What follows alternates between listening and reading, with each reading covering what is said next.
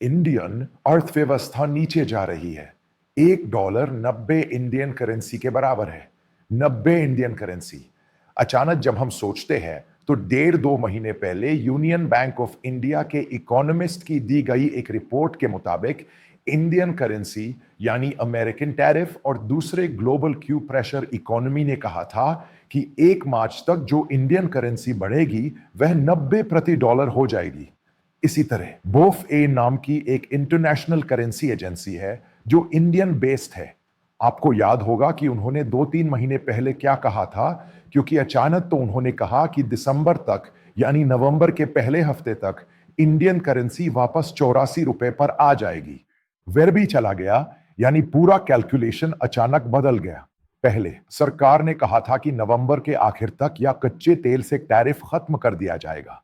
सरकार यूएस के साथ रेसिप्रोकल टैरिफ साइन करेगी, यानी अगर आप इसे मार्केट को देते हैं जो पॉजिटिव है तो ऐसा नहीं होगा। यह घटना साफ तौर पर पीछे चली गई है। अब एक और जरूरी बात है, भारत को पहले रशियन क्रूड सबसे कम कीमत मिलती थी। फिर नवंबर महीने की 21 तारीख को यह कम मात्रा में आया और पूरा हो गया। उस समय रिलायंस की 2 रिफाइनरी थी। एक बहुत डेडिकेटेड कैंपस है जो दूसरा क्रूड लाता है और उसे रिफाइन करके सिर्फ यूरोपियन देशों को सप्लाई करता है, बाकी घरेलू जरूरतों के लिए है। फिर यह रशियन क्रूड बहुत कम कीमत पर मिलता है। उसके बाद इसे दूसरे देशों को मार्केट प्राइस पर ज्यादा कीमत पर सप्लाई किया जाता है। अगर ऐसा नहीं होता है तो फॉरेन करेंसी का वह फ्लो, फॉरेन एक्सचेंज का वह फ्लो अचानक कम हो जाता है और इसके साथ ही भले ही भारत में पब्लिक सेक्टर प्राइवेट हो, सभी रिफाइनरी मार्केट प्राइस पर ग्लोबली तेल खरीदना पड़ता है और वह अचानक उछल गया और वह सब करेंसी वैल्यूएशन की वजह से घट जाएगा। यह एक ऐसी घटना है जिसे इंटरनेशनल फ्री ट्रेड के संबंध में समझने की जरूरत है। जब यह करेंसी वैल्यूएशन कम होगी तो इकोनॉमी थोड़ी और खराब होगी। फिर एक घटना है जो ग्लोबली हुई है, यूक्रेन रूस वॉर, जो पिछले 4-5 दिनों से चल रहा है और माना जा रहा है कि यह दिसंबर थैंक्सगिविंग, अमेरिकन थैंक्सगिविंग डे या 1 दिसंबर को रुक जाएगा। एक परसेप्शन था कि ग्लोबल मार्केट बढ़े, क्योंकि अगर आप यूरोपियन मार्केट, अमेरिकन मार्केट, कई एशियन मार्केट, सिंगापुर मार्केट देखें तो जब यह मजबूती से वापस आया तब भी इंडियन मार्केट कुछ नहीं कर सका। यह इसका रिफ्लेक्शन है, क्योंकि हमारे खिलाफ प्यूनिटिव टैरिफ 50% है। फिर एक बात है, यह अमेरिकन टैरिफ करीब 3 महीने, 2 महीने, 3 महीने से लागू है। इसका असली असर इससे आ रहा है। हमें यह समझने की जरूरत है कि नवंबर तक, अक्टूबर में एक्सपोर्ट 9% और उससे पहले 7% कम हो रहा है। यहां कई दूसरे एक्सपोर्टर मिडिल ईस्ट जाते हैं, रीपैक करते हैं और वियतनाम को एक्स्ट्रा पैसे देते हैं, फिर वे इसे यूनाइटेड स्टेट्स भेजते हैं। इंडियन गवर्नमेंट इस पर बहुत ध्यान दे रही है। हमारे पीयूष गोयल ऑस्ट्रेलिया और कई दूसरे देशों में जा रहे हैं।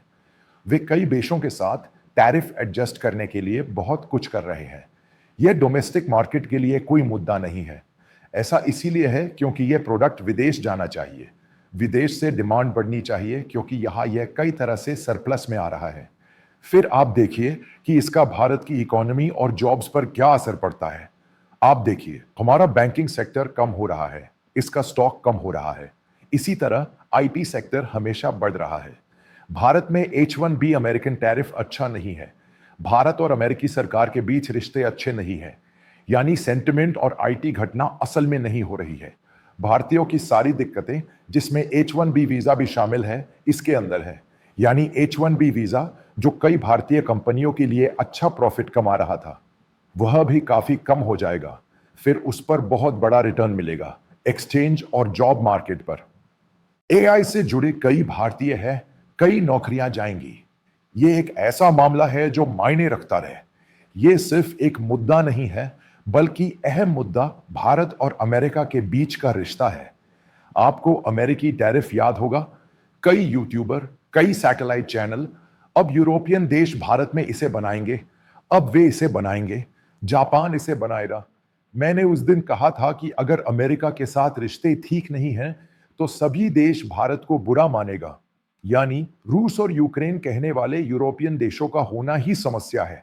इसी तरह चाहे नाटो देश अब कोरिया हो, जापान हो या ऑस्ट्रेलिया, आपको यह समझना चाहिए कि मिडिल ईस्ट में हमारा पुराना एक्सपोर्ट धीरे धीरे कम हुआ है। जब हम मिडिल ईस्ट में तेल के लिए रूस गए तो वे दूसरे मार्केट में चले गए। यह सब मायने रखता है। मैं आपको एक बात बताता हूं। असल में अगर हमारे भारत यूएस टैरिफ और यूरोप से जुड़े मुद्दे जल्द से जल्द हल नहीं हुए तो मेरे हिसाब से मार्च अप्रैल तक भारतीय करेंसी 100 के ऊपर चली जाएगी। इससे भारतीय अर्थव्यवस्था पर बुरा असर पड़ेगा। आपको एक बात समझनी चाहिए, करेंसी को वैल्यूएशन होने से रोकने के लिए आरबीआई हमेशा दखल देगा। यानी बैंक मार्केट के जरिए बैंक के साथ साथ शेड्यूल बैंक में भी इंडियन करेंसी खरीदेगा। बैंक डॉलर में खरीदेगा। तो इस करेंसी की वैल्यूएशन कम होने से रोकने के लिए इंडिया का फॉरेन एक्सचेंज कम होगा और इस पर गहरा असर पड़ेगा। आरबीआई कुछ बातों पर ध्यान दे रहा है। हमें कितना इंटरव्यू करना चाहिए, यह सब करने के बाद भी अगर हम 90 रुपए से 49 रुपए या 90 रुपए पर जाना चाहते हैं तो हमें यह समझना होगा कि इंडिया के कई सेंटर्स में यानी सेंसिटिव एक्सपोर्ट्स में इंडिया के कई मार्केट्स में, चाहे वह आईटी हो या ना हो, सभी मार्केट्स में अमेरिकन टैरिफ्स, रशियन कच्चा तेल, यूरोपियन देशों और नेटो देशों से जुड़ी सभी घटनाओं ने इंडिया पर सीरियसली असर डालना शुरू कर दिया है। इसी तरह हमारा real estate sector, real estate foreign investors का इन्वेस्टमेंट जैसे चाहे वैसे आता। देखिए, पिछले 1.5 से 2 महीने में कोई भी सीरियसली इंडिया नहीं आया है। Foreign direct investment, foreign institutional investment में तेजी से गिरावट आई। फिर उन्होंने स्टॉक मार्केट में पैसा लगाया और यह पैसा निकालना शुरू कर दिया। इसीलिए स्टॉक एक्सचेंज में बहुत उतार चढ़ाव आया और हमेशा 50 पॉइंट और 100 पॉइंट ऊपर नीचे होता रहा और करेंसी की वैल्यूएशन कम हो गई।